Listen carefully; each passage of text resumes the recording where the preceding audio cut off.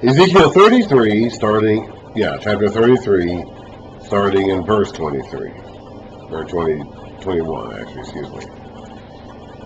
In the 12th year of our exile, in the 10th month, on the 5th day, this is now about 586 or 585 BC. I don't know the exact date. I mean, Ezekiel gives us his date. I don't know how that translates into exact dates on our current calendars. That's around 586 or 585 BC.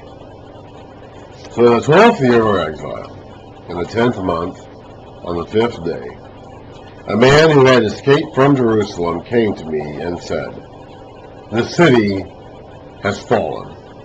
Now obviously, it would have fallen some time ago, because it takes a while for the people to travel. Okay, so this guy is getting to Babylon after escaping from Jerusalem, and it would have taken him a few months to get there.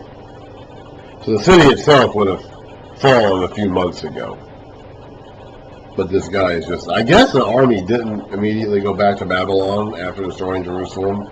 It doesn't seem as, you would think that they would get the word that Jerusalem had fallen when the Babylonian army comes back to Babylon with all the Judean Jerusalem captives in tow. Doesn't seem as though that happened, though. So either they're still stationed out there, or they're moving on to some other territory to conquer, or what. But it doesn't appear as though Ezekiel got the word from the Babylonian army itself. So anyway, the city has fallen, and because by this point, by the time the guy actually gets here, it would have fallen a few months earlier. Now, the evening before the man arrived, the hand of the Lord was upon me, and he opened my mouth before the man came to me in the morning.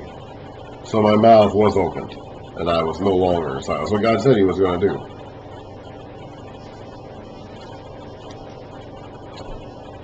That's what he said he was going to do back in 24.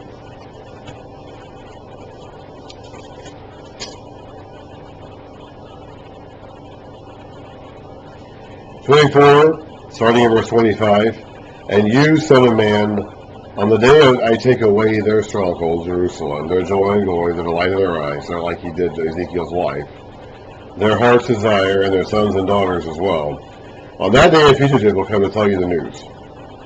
At that time your mouth will be opened, you will speak with him, and will no longer be silent. So you will be a sign to them, and they will know that I am the Lord." So he had had his mouth open the previous night in preparation for this man coming to him the following morning, and that is a sign that the Lord, what God said through Ezekiel, had now happened, had now been fulfilled. Then the word of the Lord came to me, "Son of man, the people are living in those ruins in the land of Israel." So these people who are still in the land. We read about them at the end of Jeremiah. They were not good people. The remnant, the physical remnant that was left in the land at that time, were made up of the cast-offs and the ones who were not inclined to follow God. The people, I guess they haven't gone down to Egypt yet, though. We read about that in Jeremiah. They're eventually going to go down to Egypt. Apparently that hasn't happened yet at this point in time. "Son of man, the people living in those ruins in the land of Israel are saying, Abraham was only one man, yet he possessed the land. But we are many. Surely the land has been given to us as our possession." So they're still thinking more highly of themselves than they should. We read about that in Jeremiah. The people who were left in the land ultimately were not good people and did not want to follow God. And so they apparently are still in the land here. They haven't gone out of Egypt yet, and they seem to have quite the puffed up attitudes about themselves. "Therefore say to them, this is what the sovereign Lord says. Since you eat meat with the blood still in it," which they weren't supposed to do, they were supposed to drain the blood out of the meat they ate before they ate it, "and look to your idols and shed blood, should you then possess the land? You rely on the sword. You do detestable things." Well, what the detestable things are, read Leviticus 18. "And each of you defiles his neighbor's wife." That's one of the detestable things. "Should you then possess this land? Say to them, say this to them, this is what the sovereign Lord says. As surely as I live, those who are left in the ruins will fall by the sword. Those out in the country I will give to the wild animals to be devoured, and those in strongholds and caves will die of plague. I will make the land a desolate waste, and her proud strength will come to an end, and the mountains of Israel become desolate, so that no one will cross them. Then they will know that I am the Lord, when I have made the land a desolate waste, because of all the detestable things they've done. So they're going to eventually leave. A lot of the people who stayed in the land after the invasion was over are eventually going to go down to Egypt. And when that happens, the land will be pretty much completely empty. As for you, son of man, and God's going to chase them down there. He doesn't want them to go to Egypt, but they're going to go, and he's going to eventually send Nebuchadnezzar after them down there about 15 years later. As for you, son of man, your countrymen are talking together about you by the walls and at the doors of the houses, saying to each other, come and hear the message that has come from the Lord. So he's gotten a reputation now. Now that what he has said has come true, the people accept that he is a prophet of the Lord, and so they want to go listen to him.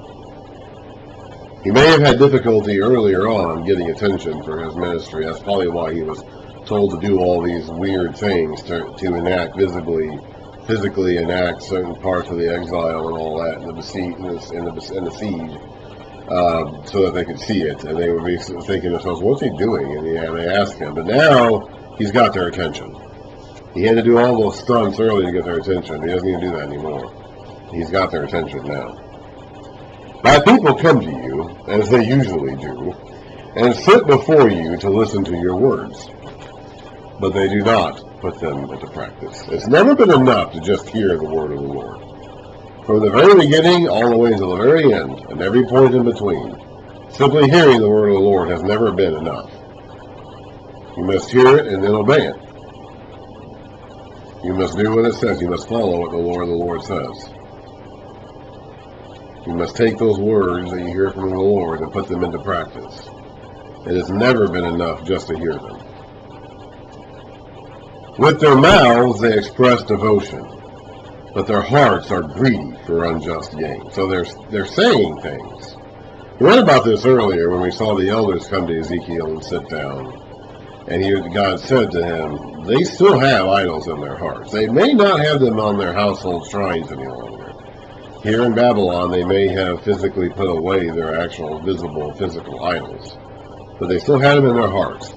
And these people here are going to Ezekiel. They're listening to him, and they're eager to do it. They want to hear him speak now. And they'll say the right things, but in their hearts they're still messed up. Indeed, to them you are nothing more than one who sings love songs with a beautiful voice and plays an instrument. So he's basically just like a singer. He's basically just like a popular performer. For they hear your words, but they do not put them into practice. When all this comes true, and it surely will, then they will know that a prophet has been among them. Yeah, I'm going to go ahead and start a new video now.